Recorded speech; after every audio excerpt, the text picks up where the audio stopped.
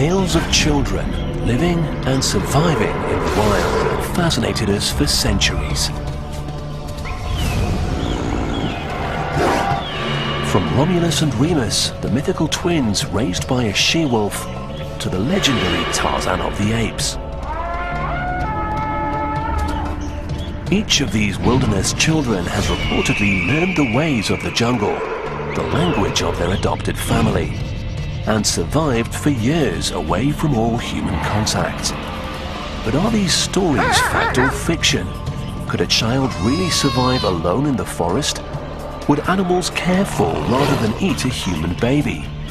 And if left in the wilderness, can a child forget its human origins and transform into a wild beast? Experts in the field of psychology and animal behavior examine the world's most compelling cases, from the boy in Uganda who lived with monkeys, to the girl in the Ukraine raised among dogs, and the Australian woman said to run with kangaroos. Skeptics and believers alike will attempt to uncover the truth behind feral children.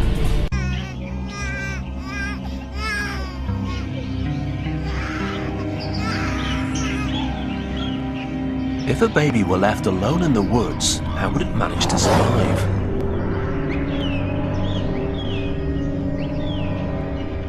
We humans come into the world completely helpless. We know little more than how to breathe and how to cry. Animals, on the other hand, stagger to their feet within minutes of birth and begin to take on the world.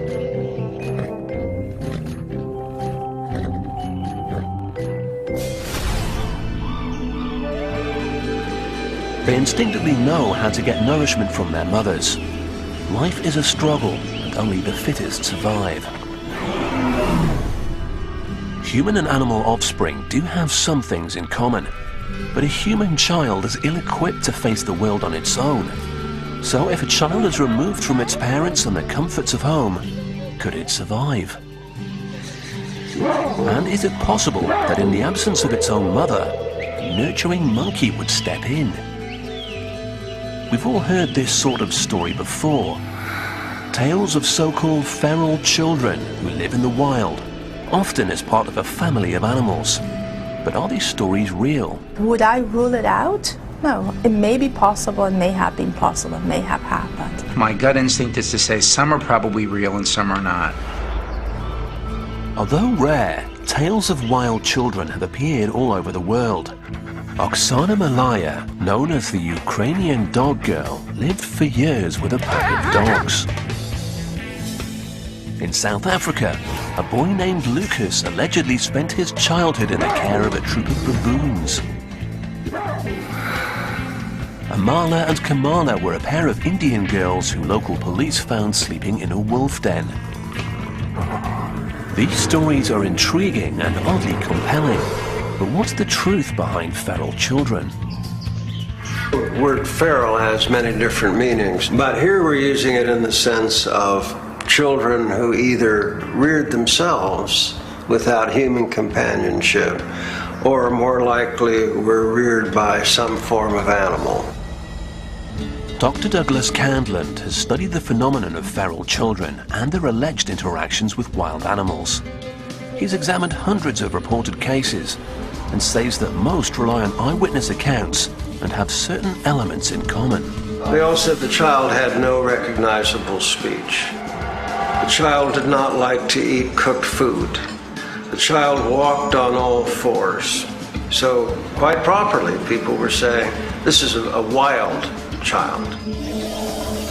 But just how reliable are these accounts? One of the most compelling cases in modern history comes from Kampala in Uganda.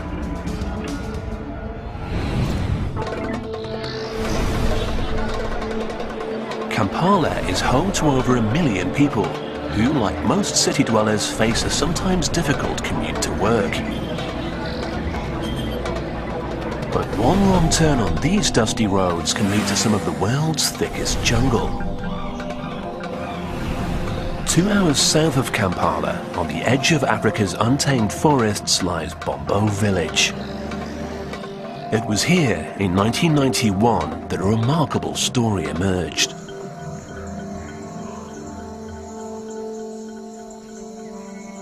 A woman walking through the African brush one day was startled by a group of vervet monkeys chattering in the trees.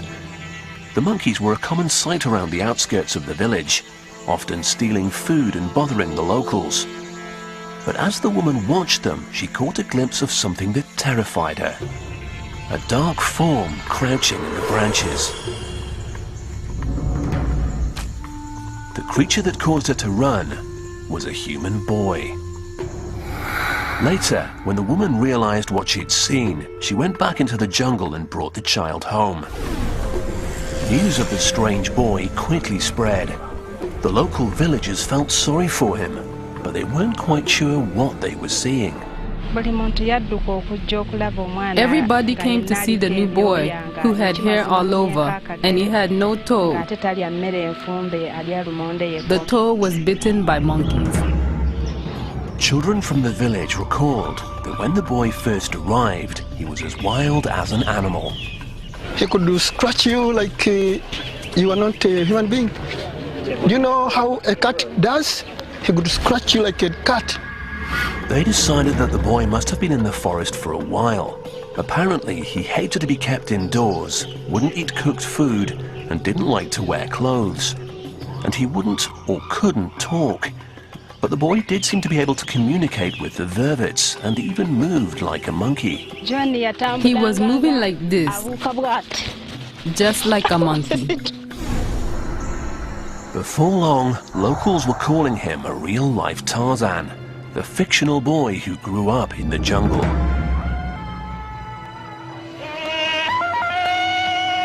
Whoa! Whoa! I think we are wondering, what kind of guy is this? It was really amazing to see such a guy making noise of an animal. So who was this mysterious wild child? Local authorities eventually identified him as John Sabunya, a 4-year-old that had gone missing from a nearby village a year earlier.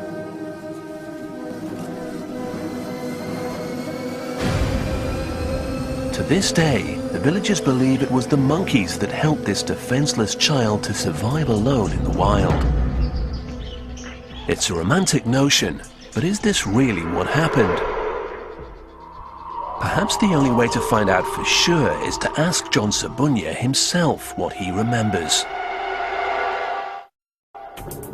When it comes to stories of feral children, it's often hard to separate fact from fiction. Most of the cases occur in remote areas, where the details are poorly documented. And then there's the input of the media. Stories of children raised by animals make for sensational headlines, and the details often get lost in copy that's written to satisfy an audience thrilled by news of the weird. Many such stories eventually turn out to be fabrication. A case in point is this tale of a young woman from Eucla, a tiny outpost on the coast of Western Australia. Eucla isn't the kind of place you'd expect to make headlines, but in the 1970s, a strange story began to make the rounds. A couple of hunters claimed they'd spotted a half-naked young woman running with a pack of kangaroos. She was blonde, not too tall, medium size, but nice developed.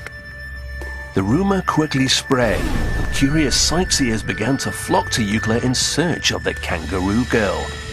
A busload of tourists did get a glimpse of her, and eventually a photographer caught her on film.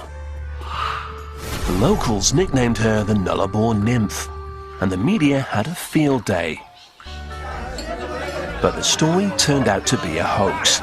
The brainchild of 4 drinking buddies who thought the tiny town of Eucla and its population of 50 could use a little publicity. We had a chance to introduce our secluded place to the whole world. They dressed a local girl in kangaroo skins. Then, as the tour buses came into town, the boys would cue the kangaroo girl. Then Denise ran across the roads. All in all, a harmless bit of deception. Nobody was hurt, nobody died, no kangaroo got killed. So why not make a nice story? The perpetrators of the Kangaroo Girl hoax capitalized on the fact that people are fascinated by shocking and sensational stories. And plenty of people bought into this one. But what about other famous wild child stories? Could they be real? But among the many reported cases, there are a handful that deserve a closer look. Perhaps the most carefully documented account of a feral child came from southern France at the turn of the 19th century. Once there was a child left to himself in the woods. This is a 1970s movie trailer for Francois Truffaut's film Wild Child. It dramatized the story of Victor of Aveyron and was based on eyewitness accounts of the day. Proof of the animal in all of us. One cold morning, just a few days into the year 1800, the citizens of a southern French village woke to find that a wild-looking boy had appeared from the nearby woods. Some villagers claimed to have glimpsed him before, and local legend had it that he'd lived in the woods from an early age. That winter had been particularly bad, so perhaps the boy had been drawn to the village looking for something to eat. Eventually, he was taken in by a budding psychologist, Dr. Jean-Marc Gaspard Dittard, who gave him the name Victor. Like John Sabunia, Victor wasn't able to communicate with humans. He disliked clothes, wouldn't eat the food prepared for him, and seemed to prefer the outdoors. We know a lot about Victor because his rehabilitation was closely followed by the leading scientists of the day, who were embroiled in an age-old and fundamental debate. What does it mean to be human? Will a child raised in the wild become a man or a beast? Will a boy living with wolves become wolf-like? Or is he hardwired to be human? Are we essentially the product of nature or nurture? Dr. Adriana Benzaken, an author and Mount St. Vincent University professor, believes that the driving force behind the scientific interest in feral children centers around the old debate of nature versus nurture. Some scientists believe that to study human nature, you had to somehow peel everything that had been added by society, by education, and get to the core, get to the natural man. How could you do that? The simplest way to do this would be to take a child, deprive it of any human contact, and see how it develops. But of course, this would be illegal, never mind unconscionable. Indeed, the very idea became known as the forbidden experiment.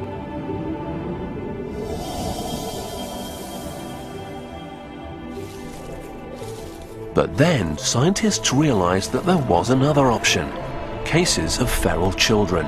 Children who by accident had been taken away from society and had grown in isolation from society. Some people believe that by studying such cases, you could really see what was natural about human beings and what in a human being is social or is acquired. Victor of Aveyron walked out of the woods at the very height of this debate.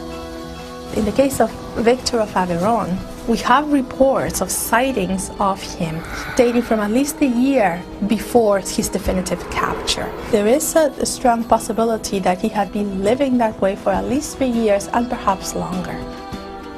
Here was an apparently genuine case of a child, about 12 years old, who'd been cut off from society and was living in the wild. Was this boy a natural human, or had he devolved into an animal? Was he the product of nature or nurture?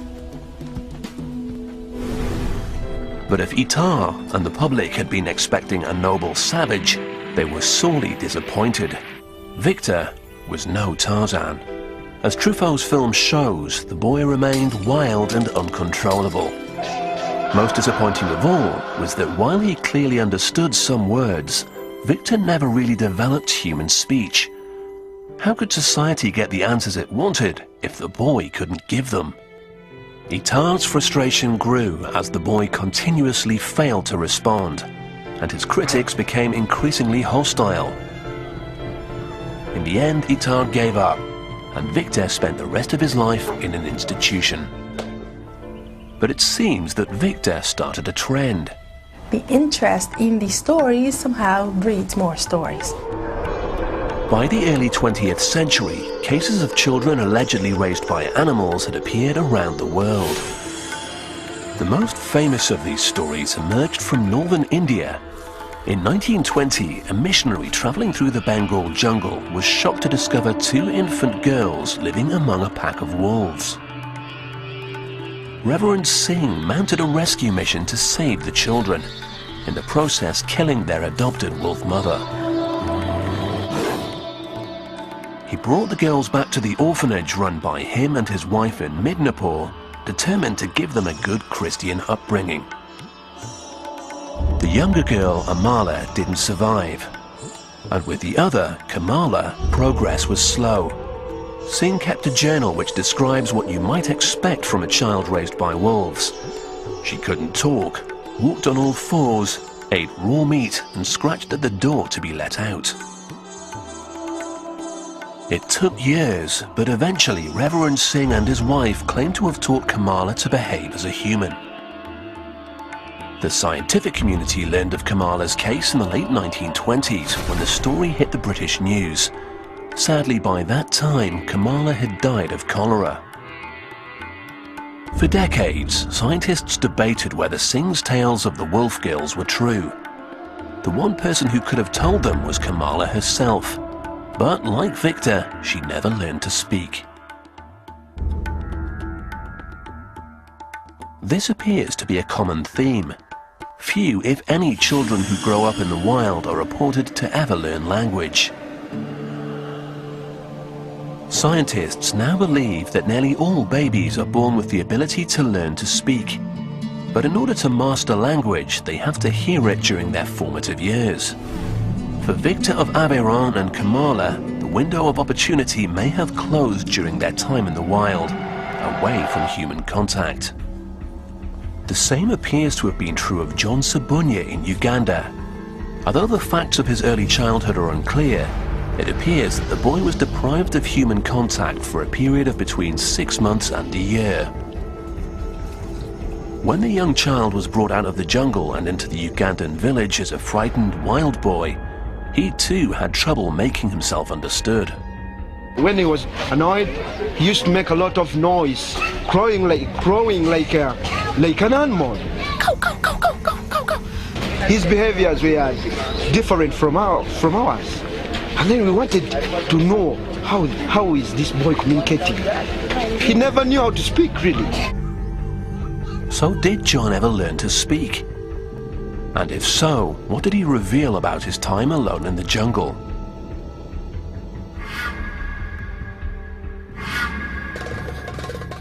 No one seemed to know exactly how long John Sabunya lived in the Ugandan wilderness before he was rescued. But what is clear is that during that time, and isolated from all human contact, he apparently lost the ability to communicate with people.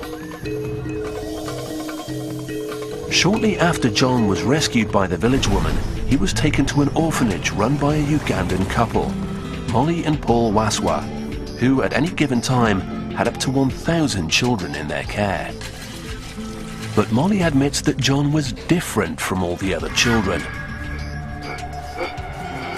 She recalls the villagers' first impressions of him. People were surrounding him, he looked like some people wanted to have a look at him and laughing at him and thinking that he's a monkey boy. They told him he's half human and half animal. At first, Molly found the idea of keeping John in her household shocking. I said, oh my God. I told my husband, why have you brought such a person? I mean, I said, this thing will snatch our baby and run away with it. But Molly's husband, Paul, saw something special in John. He was convincing everyone in the home that this boy will become somebody. It didn't take long for him to convince Molly. I came back to my senses. I said, I must look after him like my own. Molly tried to track down the boy's family.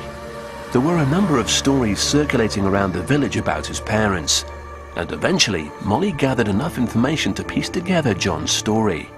It all began in this house, now abandoned. the mother had died. So the stepmother used to mistreat him. And somebody also said that this stepmother might have used some African charms to bewitch him, and he had to run away from home. Just 4 years old, John left his house and ran into the darkness of the jungle. Molly believed that it was here, nestled among the trees, alone and helpless, that John came face to face with the vervet monkeys. But as frightening as that experience must have been for John, running away from home was the beginning of a new life. 12 years later, John Sabunya is living happily with his new family. Now 17 years old, he still lives at the orphanage, but as the adopted son of Molly and Paul. In many ways, John's like any other teenage boy. He hangs out with his friends, and he's mad about sport. In the years since he left the jungle, he's made tremendous progress. But to this day, he has trouble learning. John functions at a kindergarten level, and he speaks and understands only a little Ugandan and English. But in other ways, John has excelled. His love of running led Molly and Paul to enter him in the Special Olympics, and this has now become a passion. One of the key people in John's life is Solomon M. Weber, who acts as his big brother and mentor. Over the years, Solomon has learned to interpret John's broken language. John has become used to the urban world of Kampala. But we've asked Solomon to bring John back to the place where he was first found, to see if he remembers anything about his time in the wild. John's a bit nervous, but there's one thing he remembers clearly. Well, we're here with John, and he's been trying to explain to me that this used to be his home. This is the very tree he was found, but it was a bit short when he could climb it. So this is the very tree where he was found. Solomon asks what else John remembers. John remembers more of the young monkeys, the small monkeys. He says that most of his time during the time, they were spending that time on eats. They were ever eating whatever they had. The reality of being lost in the jungle would surely have been frightening for a small boy. But that isn't what John seems to remember. Instead, he recalls playing with the monkeys. John says that when he was with the small monkeys, they used to hide and each one had to go and look for another one. So they were playing. It was kind of their game. So that's the thing they used to do. Eating and playing are what we might expect of the memories of a 4-year-old child. But are these memories real? And would monkeys that encountered a young child in the woods really take care of him? John isn't the only child allegedly raised by monkeys. In the early 1900s, a notorious story emerged from South Africa. The strange tale of Lucas, the baboon boy. Near the small town of Kunap, police apprehended a wild boy they claimed to have found living among a troop of baboons. The officers said he behaved like a wild animal. He ran on all fours, he bit them, and he shrieked like a baboon. The boy was institutionalized and eventually put into the care of a local farmer, who employed him as a farmhand and named him Lucas. But the same officers then declared they discovered the origins of this strange boy. They claimed that Lucas had been stolen by baboons when he was just an infant from a village nearby.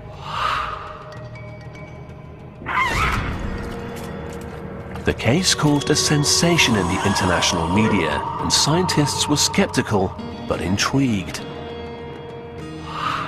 Renowned anthropologist Dr. Raymond Dart even sent a colleague to Kunap to interview the then adult Lucas, in an attempt to see if there was anything behind the claims that he was the real-life Tarzan of South Africa.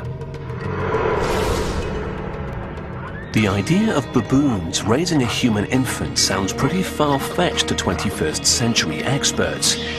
Not least because we now know that baboons can be fearsome predators, and their troops enforce a strict social order.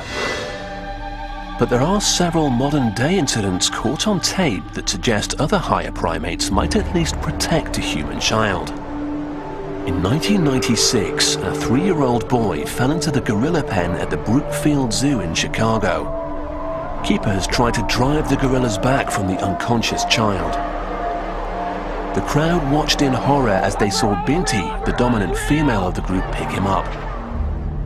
But instead of harming him, Binti protected the boy, holding him in her arms until human help arrived.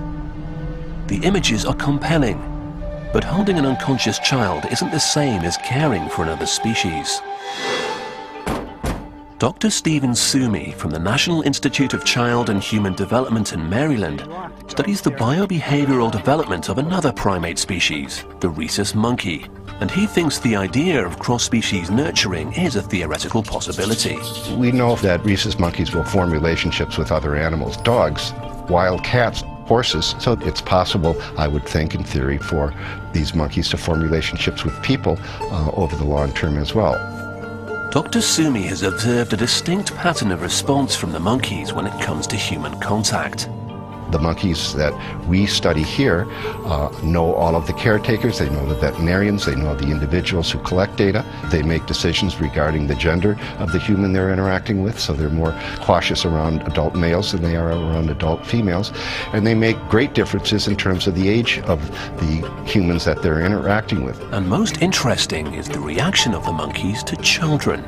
When my staff members bring their young children to watch the monkeys over the weekend, the monkeys go crazy, the adult males go through rituals as if to try to entice these little kids to join their group, whereas they wouldn't give adult humans any bit of their time or energy.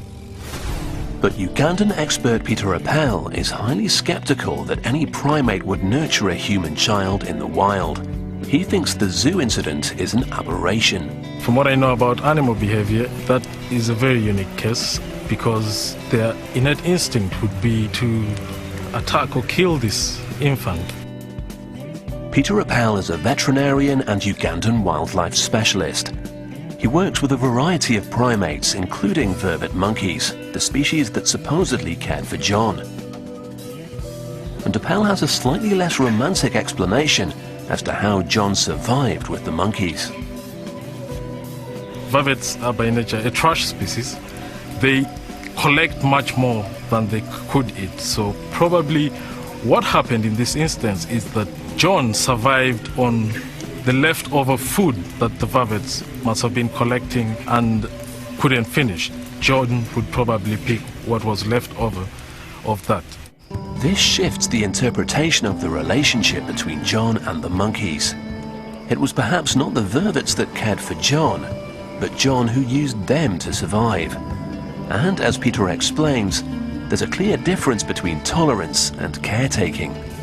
To be nurtured means that you will be fully accepted into the structure of the society. John being human, it's very unlikely that he was nurtured. He could have been accepted or even just tolerated. Nurturing is not possible.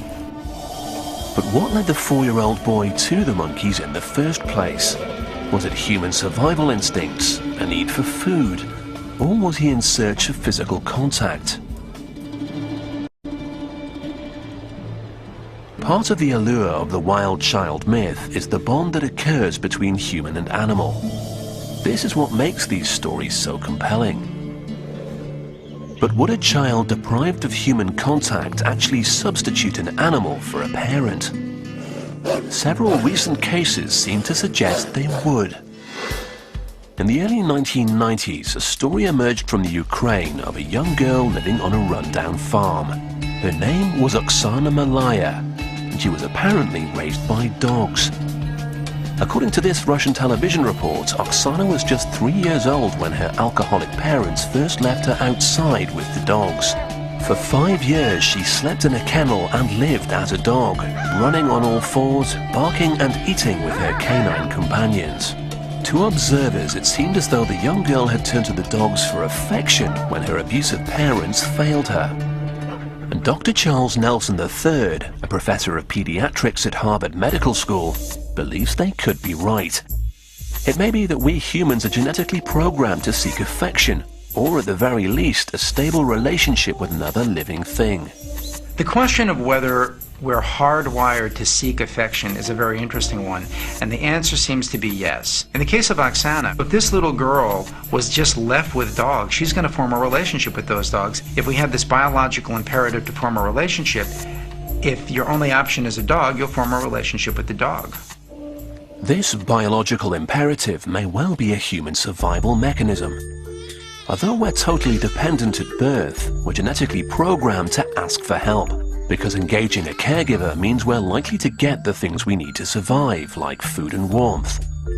So it's possible that in the absence of a parent, a feral child might interact with an animal in the same way. John Sabunya sought the company of monkeys and in return got enough food to survive.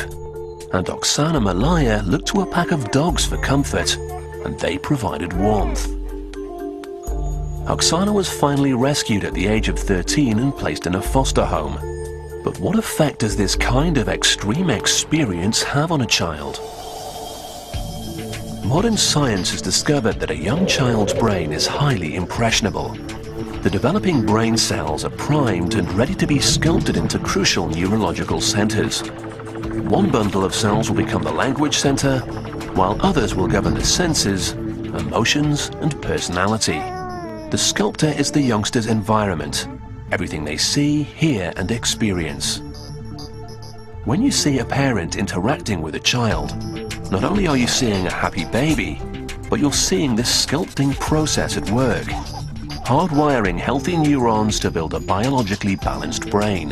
One of the things we know about brain development is that the brain depends critically on experiences. For it to grow and develop normally, it assumes that they support it presenting this to the child. If those experiences are absent or abnormal, then you assume that the wiring of the brain has become abnormal or miswired. From the age of 3, Oksana was exposed to predominantly canine experiences, and as a result, she learned to act and respond like a dog.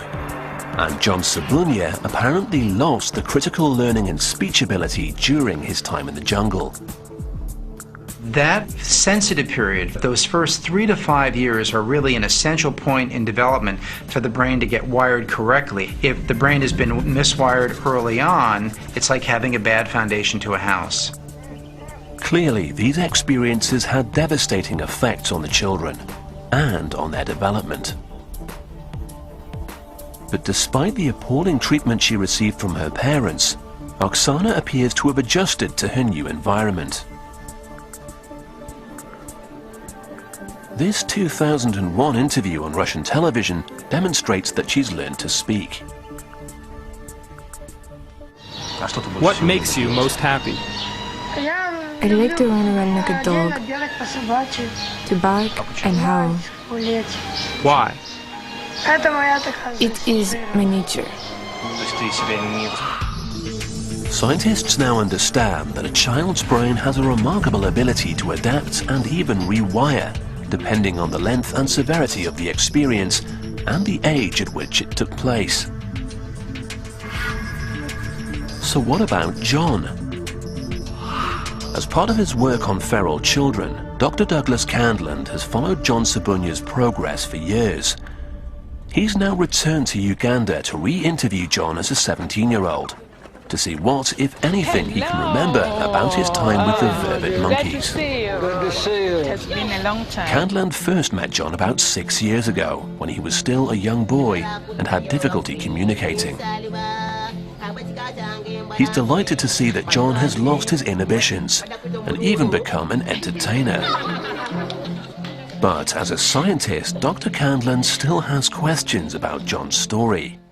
People's first question is this a true story? Nobody has exactly the same story, but everybody has the same theme. The recurring theme, based on the memories of a 4-year-old, is that John ran away from home and was adopted by the monkeys. Candland wants to examine John's story from the perspective of an animal behaviorist to ascertain exactly how John interacted with the vervets. He's asked John, with Solomon at his side, to piece together what he remembers. When you lived in the forest, you said there were many animals there. Were there large animals as well as small animals? He said that there were big monkeys and small monkeys. There were also snakes and antelope and some other animals. Can you show me the monkeys that you saw there? Well, he says that the first two, he saw them. John has no trouble identifying the vervets, but Candland wants to establish how John fitted into the complex hierarchy of the vervet community. Vervet monkeys will spend the afternoon grooming each other. It's about establishing a relationship. It's kind of like talking among human beings. Did you groom monkeys? Well, the monkeys groomed each other, but not John. This suggests that John was a bystander, not a part of the monkey group. Next, Candland tests the theory that John wasn't fed by the monkeys, but rather scavenged for their leftovers. Do you mean they threw food and you collected it? But according to Solomon, John is emphatic about this. They collected food and brought food to him. Sometimes they could hand the food into his hand, but none of the monkeys got the food and threw the food away. John and Solomon also tell Dr. Candland that the monkeys brought water to him. But this is how they made the thing, and they handed the water to him. But it was the monkeys who made this, not John. Not John. The monkeys. Dr. Candland, a 40-year veteran of working with primates, is not convinced. Few primates are capable of tool use, and vervets are not among them. Well, I think we are dealing here with some childhood memories that, like all childhood memories, become elaborated over time. I think he did spend much time with monkey troops. I think he did find food that they had cast aside. He may well have found banana leaves that were still had water in them from rainstorms and assumed that the animals themselves had done the fashioning. So when you ask, was John raised by monkeys, I prefer to say he was raised to some degree with monkeys. But I don't believe the monkeys reared him in the usual sense of that word. In many ways, John seems to have survived his early experience of being lost in the jungle. But has he overcome the potentially more devastating tragedy, the abuse he suffered during the early years of his life, at the hands of people who were supposed to protect him? John Subunya has obviously come a long way since his days in the jungle. The nurturing home of Molly and Paul Waswa has given him a second chance. But he still has difficulties with learning, coordination and language. Is this because he was alone in the jungle during the crucial development stage, when most children learn to speak? Or has something else affected John's recovery? With Molly's permission, we take John to get a complete brain scan in Uganda. At the International Medical Group in Kampala, a slightly nervous John undergoes a computed tomography scan that will produce images of the anatomy of his brain. Do you see that side? The scan could identify any anomalies or possible damage done to the brain and help pinpoint the cause of John's continued learning difficulties. Dr. Jay Geed, a neuroscientist from the National Institute of Health in Maryland, will help to analyze the results. Dr. Geed is one of the world's preeminent specialists in brain development research. And the results reveal something unexpected. In almost every way, John's brain is healthy and normal, except for one thing. The most striking feature is this dark area right here. This is a pretty big area of damage, about the size of a grapefruit. At some stage in his young life, John suffered a massive blow to the head. A pretty major trauma to the brain. And the location of the trauma has important implications. This part of the brain is ground zero for language function. Understanding language, learning language, it's almost completely wiped out here. Just looking at the picture, not even knowing anything about John, I'd say, this is a person who's probably going to have a lot of difficulty with language. But the good news is much of the rest of the brain is fine. And so this should allow John to enjoy life and to have an imagination and to have social interactions. The critical question is, when did this injury occur? If the damage to the brain happens very early in brain development, then there's still a chance for the brain to find alternate routes, alternate connections, alternate wiring. But if the damage happens after that's already in place, then it's much more difficult to recover function. And in looking at John's brain scans, it looks to be that the second one happened, that the wiring was already established for the language centers and then was damaged. We may never know exactly when John received his injury, but we do know that it was the trauma to John's head in early life, not the effects of living in the wild, that caused the language difficulties John has today. What John Sabunia's case demonstrates is that the effects of living in the wild reveal only half the story. The other half is how these children ended up there in the first place. Collectively, when I think of these feral children, it just brings to mind abuse and neglect. These children wind up living in the wild because they fled a bad situation. And that makes it more difficult to understand how that living in the wild will affect their brain development or the behavioral development, because they led off life with a pretty bad beginning. This was clearly the case for Oksana, neglected by her alcoholic dysfunctional parents. And while we don't know exactly what happened, there's a very real possibility that he was physically abused and driven out of his home.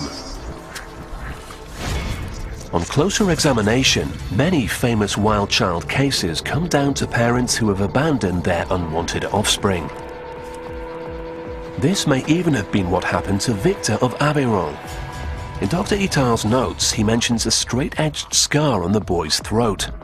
Perhaps someone took the young child out into the woods and tried to end his life. Historically, it was not uncommon for parents to abandon children born with mental or physical disabilities. This is most certainly the explanation behind one famous case, that of Lucas, the boy allegedly raised by baboons. On closer inspection, scientists discovered that the boy was severely handicapped and had been abandoned by his family at birth. He spent his early years in various institutions before running away at about 13 years old. The baboon story was clearly a fabrication that had been imposed on the reality of a child with severe disabilities or abnormalities. And once the rumor had been started, several people reaped the benefits. For years, the farmer George Smith and the officers that originally found Lucas perpetuated the myth and cashed in on the sensational story. There's a similar explanation behind the other famous case of the time, that of Amala and Kamala in India. The reported story told how Reverend Singh had found the girls living with wolves in the jungle of Bengal. But later interviews with local villagers revealed a very different story. It turned out that he came through with a hunting party every year at the same time, told the villagers he was looking for orphans to take to his orphanage. It doesn't take too much imagination to imagine some parents saying, "We have two badly retarded daughters who are going to be a huge drain on our limited resources, and this man is offering to take them to an orphanage." So what might happen is that they were left in a place where the fellow huntsman knew to find them, and everybody's happy. So why did Reverend Singh write a long and dramatic account of fighting the wolves for the children? Adriana Benzaken thinks that his motives were probably simple. He had a group of children that he was responsible for, and the orphanage was always short of cash. Yeah? And perhaps by saying that two of his children were wolf children and bringing attention and money into the orphanage might have been a motive. The real stories behind the cases of feral children seem never to be simple. Some are pure hoaxes, such as the Kangaroo Girl story created as a publicity stunt. and others are tragic cases of abused or disabled children turned into sensational stories by the media, or misused by an overzealous scientific community looking for answers. Claiming that a child is a wild child is never innocent. Usually there is an investment in that, there is an interest. Either you want to study that child, or you want to exploit that child to somehow bring attention to your cause. There's always a motive behind it. With Oksana, Victor and John Sabunya, the important stories may be those of the abuse and neglect they suffered at the hands of their human caretakers. And perhaps the myth of the wild child reflects our inability to accept the failings of our so-called civilized society. John Sabunya's childhood was undeniably tragic, but happily his future looks promising. He continues to compete in the Special Olympics, and he performs with the Pearl of Africa Children's Choir. To much of the world, he will always be known as Uganda's famous wild child. But the real story here is that of a young man's resilience and grace against incredible odds.